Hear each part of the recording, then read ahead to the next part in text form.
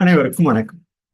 இன்று நாம் வணிகம் சார்ந்த ஒரு பிரிவினை காண்போம். வணிகம் எவ்வாறு காலந்தோறும் ஒவ்வொரு காலகட்டத்திலும் நிலை பெற்று உள்ளது என்பது, அவற்றில் உள்ள அந்த வணிக வழிமுறை பிரிவுகள் எவ்வாறு நிகழ்ந்துள்ளது என்பதை ஒரு சிறு குறிப்பாக தங்களிடம் பகிர்ந்து கொள்ளலாம் என்று உள்ளோம். இந்த வணிக வழிமுறை பிரிவுகள் ஸ்ட்ராட்டஜிக் பிசினஸ் யூனிட்ஸ் என்று ஆங்கிலத்தில் கூறுவார்கள். அந்த பல்வேறு வகையான வணிக பிரிவுகள் காலந்தோறும் மாறக்கூடிய ஒன்று என்று நாம் கூறலாம்.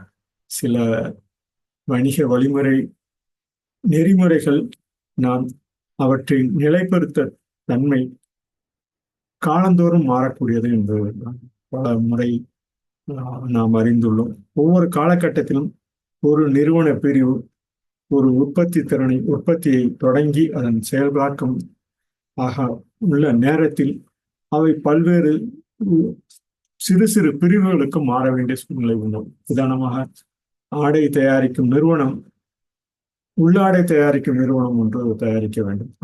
அவைதான் அவற்றினுடைய விரிவாக்கமாக ஸ்ட்ராட்டஜிக் பிசினஸ் என்று இந்த வணிக வழிமுறை பிரிவுகள் ஒவ்வொரு காலகட்டத்திலும் நமது விருப்பத்திற்கேற்ப, உதாரணமாக நமது நுகர்வோரின் விருப்பத்திற்கேற்ப மாறக்கூடிய ஒன்றாகும். அவ்வாறான அந்த தனி வணிக சின்னமாக அவர்கள் அந்த வணிகத்தில் பல்வேறு திறன்களை மேம்படுத்துவது என்பதும் அந்த வணிகத்திற்கே உண்டான வழிமுறையாகும்.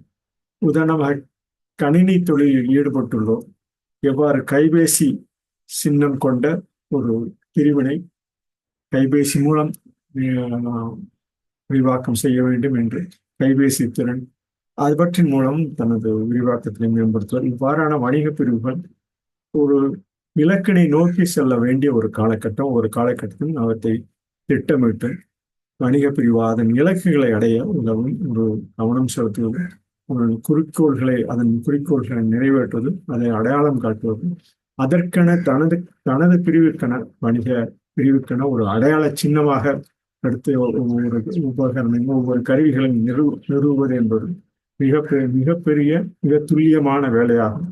அது மின்னணுவியலின் தற்காலகட்டத்தில் உற்பத்திக்கான பணியாளர்களின் மிக அளவு அலகுகளாக கொண்டு அவற்றை பிரிவுகளாக பிரித்து ஒவ்வொரு பிரிவினாக பிரித்து அவை எந்த பிரிவு எந்த உத்திக்கு செல்ல வேண்டும் என்ற அந்த காலத்துக்கு நிர்வாகக்குழு நிர்ணயித்து காலந்தோறும் இந்த வணிக வழிமுறை பிரிவு ஒரு நல்ல எடுத்துக்காட்டாக இருக்கும். அவற்றுக்குண்டான ஒவ்வொரு மேம்பாடும் அரசாங்கத்தின்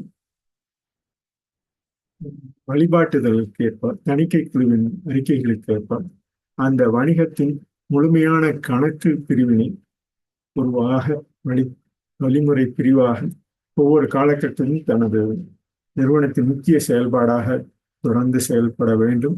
இவை ஒரு மூலோபாய என்று சொல்லக்கூடிய ஸ்ட்ராட்டஜிக் பிசினஸ் என்று சொல்லக்கூடிய வழிமுறையான ஒரு பொதுவான தயாரிப்பு ஒவ்வொரு கட்டமாக பிரித்து செயல்படுவது இந்த நிறுவனத்திற்கும் அதில் முதலீட்டாளருக்கும் அதில் வேலை செய்யும் பல்வேறு பணியாளர்களுக்கும் மிகவும் சிறந்ததாக இருக்கும். இவை தற்கால சந்தையில் ஒரு புதிய தயாரிப்பை தொடங்கக்கூடிய ஒரு முடிவாக அடுத்தடுத்த கட்டத்தில் அந்த சந்தையின் பகுப்பாய்வு செய்து ஆராய்ச்சி செய்து மேம்பேலும் அதனுடைய விழிப்புணர்வாக அவற்றை திறம்பட நடத்தினால் அந்த பணப்புழக்க முதலீடு ஒவ்வொரு பகுதிக்கும் லாபத்தில் வரும் நுகர்வோர் இடமிருந்து பெரும்பாலான சிறு சிறு தொகைகளை தொடர்ந்து அந்த முதலீட்டு தேவைகளுக்கு ஏற்ப தனது வழிமுறை தேவைகளுக்கு ஏற்ப முடிவெடுத்து உயர்மட்டத்திலிருந்து அந்த வணிகத்தை நிர்வகிக்கக்கூடிய மேலாளர்கள் முதற்கொண்டு கீழே உள்ள பணியாளர்கள் பல்வேறு சலுகைகளும் அவர்களுக்கு உண்டான ஒரு சுதந்திரமான செயல்படும் தன்மையும் ஒரு சிறப்பு வாய்ந்த ஒரு வணிக வழிமுறை பிரிவாக இருக்கும்.